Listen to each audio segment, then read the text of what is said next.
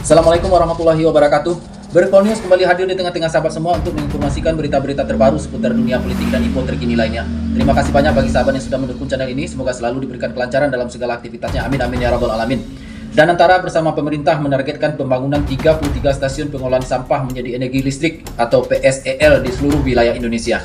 Setiap lokasi berkapasitas 1.000 ton sampah per hari dengan nilai investasi mencapai 2-3 triliun rupiah. CEO Danantara Ruslan Ruslani mengatakan proyek Waste to Energy merupakan solusi jangka panjang yang dapat menyatukan isu lingkungan, kesehatan dan energi serta untuk mencapai target net zero emission Indonesia tahun 2060. Baik sahabat Berpol News, berikut tayangannya. Pemerintah Indonesia dengan visi Presiden Prabowo semakin memperkuat ketahanan energi nasional melalui kolaborasi sinergis antara pemerintah pusat dan daerah. Salah satunya dengan program pengelolaan sampah menjadi energi listrik. Sinergi ini mendorong percepatan pembangunan fasilitas PSL di berbagai daerah, seperti Cirebon, Bogor, dan Makassar, yang kini tengah menyiapkan lokasi serta kapasitas untuk menghasilkan energi dari sampah. Program ini tidak hanya menyelesaikan masalah penumpukan sampah yang mencemari lingkungan, tetapi juga mengubahnya menjadi sumber energi alternatif yang bernilai strategis dan berkelanjutan. Dengan dukungan penuh pemerintah pusat, program PSL menjadi simbol nyata kolaborasi lintas pemerintahan menuju kemandirian energi berbasis sumber daya dalam negeri yang akan membawa Indonesia menuju masa depan yang lebih bersih dan berkelanjutan. Pemerintah telah menyetujui 10 kabupaten kota untuk masuk ke dalam program pengolahan sampah menjadi energi listrik atau Waste to Energy bergabung dengan 17 kabupaten kota yang sudah ditetapkan sebelumnya.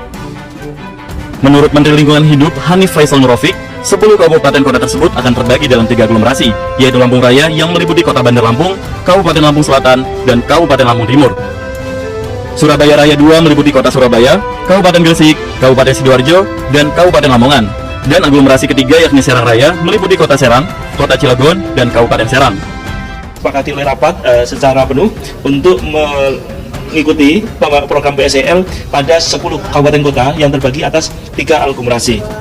Kemudian dari tahap 2 ini yang belum disetujui dan belum bisa masuk ke PSEL yaitu Malang Raya. Jadi Malang Raya ini meliputi kota Malang, kota Batu, dan Kabupaten Malang belum bisa masuk PSEL karena beberapa hal teknis maupun non teknis.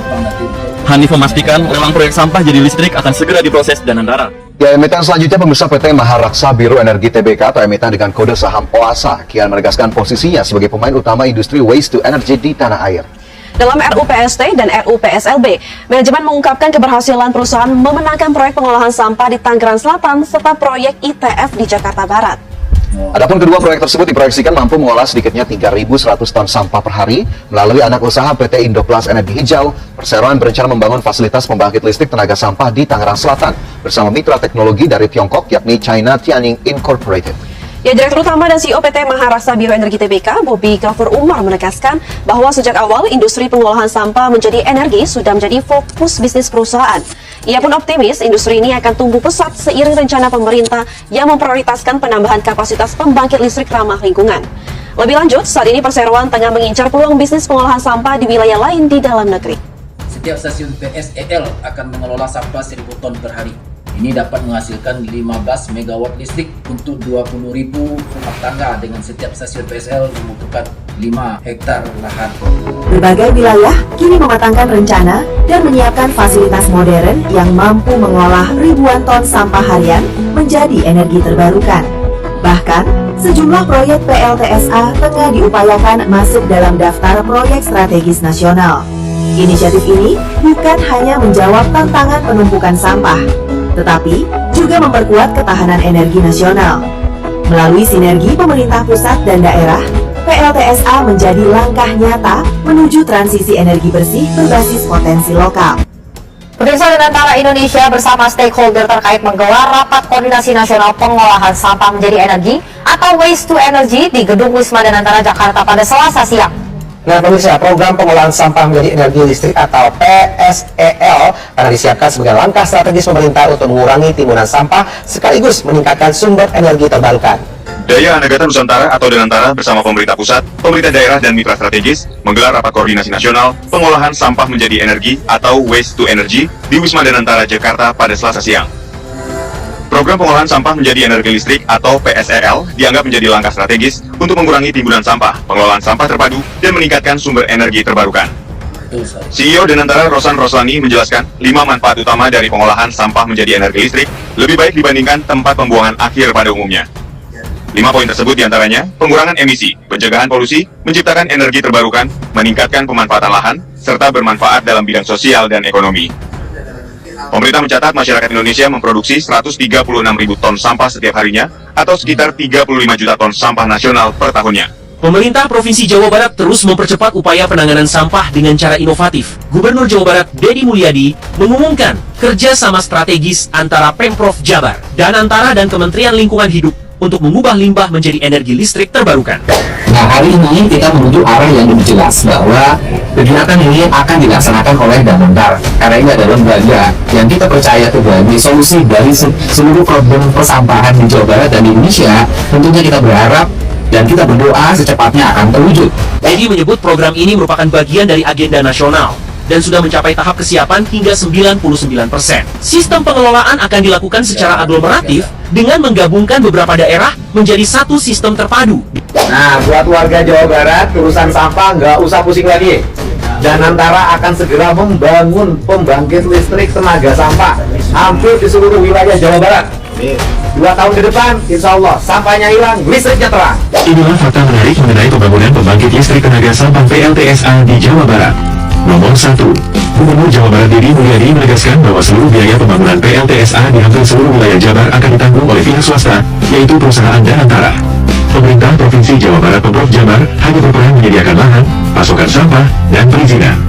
Dengan demikian, Pemprov Jabar diklaim tidak akan mengeluarkan dana APBD sebesar pun untuk proyek ini. Nomor 2. Dengan manifesto sampah hilang, listrik terang. Proyek ini memiliki target ambisius, yaitu masalah sampah di Jawa Barat dapat terselesaikan secara signifikan dalam waktu 2 tahun sejak dimulainya proyek, seiring dengan dihasilkannya energi listrik. Nomor 3. Pembangunan PLTSA hampir seluruh wilayah Jawa Barat, namun akan dimulai dengan fokus pada 4 kawasan aglomerasi yang memiliki volume sampah besar. Nomor 4.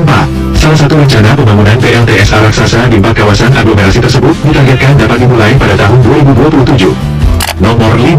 Rencana pembangunan PLTSA ini disambut baik oleh para bupati dan wali kota di Jawa Barat sebagai solusi untuk mengatasi permasalahan sampah yang rumit. Nomor 6. Terdapat proyek PLTSA besar lainnya, yaitu di tempat pengolahan dan pemrosesan akhir sampah Tepas Lugur Nangka, Kabupaten Bandung. Nomor 7. Tepas Lugur Nangka pernah disebut akan menjadi PLTSA terbesar dan termodern di Indonesia dengan kapasitas listrik yang diperkirakan mencapai 18 MW atau bahkan disebut mencapai 50 MW dalam kerjasama global. Nomor 8. Proyek Lugur Nangka melibatkan konsorsium dari perusahaan internasional, termasuk dari Jepang Sumitomo dan Hitachi Zosen, dengan tujuan untuk mendapatkan kredit karbon sebagai bagian dari upaya mitigasi perubahan iklim global. Nomor 9. Tepas Lugur Nangka direncanakan akan mengolah sampah dari 6 wilayah, yaitu Kota Bandung, Kota Cimahi, Kabupaten Bandung, Kabupaten Bandung Barat, Kabupaten Garut, dan Kabupaten Sumedang. Sebanyak 1.500 ton sampah dari kota dan Kabupaten Bogor akan dikelola melalui pengolahan sampah menjadi energi listrik atau PSEL di TPAS Galuga Cibung Bulang. Kepala Bidang Persampahan DLH Kabupaten Bogor Agus Budi menyebutkan 1.000 ton berasal dari Kabupaten Bogor dan 500 ton dari Kota Bogor. Sampah yang masuk ke PSEL merupakan sampah baru yang langsung ditimbang dan diolah tanpa masuk ke lahan pembuangan terlebih dahulu. Meski listrik yang dihasilkan belum maksimal, PSEL dinilai mampu menjadi solusi pengurangan timbulan sampah di TPAS Galuga. Pembangunan PSEL ini didanai penuh oleh pemerintah pusat melalui Danantara, sementara pemerintah daerah hanya menyediakan lahan seluas 5 hektar dan pengelolaan timbulan sampah. PSEL Galuga diharapkan menjadi langkah nyata mengatasi krisis sampah di Bogor, sekaligus menghasilkan energi ramah lingkungan. Mantap sekali. Dengan adanya proyek Waste to Energy, ini akan mengurangi permasalahan sampah, terutama yang ada di kota-kota besar. Baik sahabat Berpol News, terima kasih banyak. Assalamualaikum warahmatullahi wabarakatuh.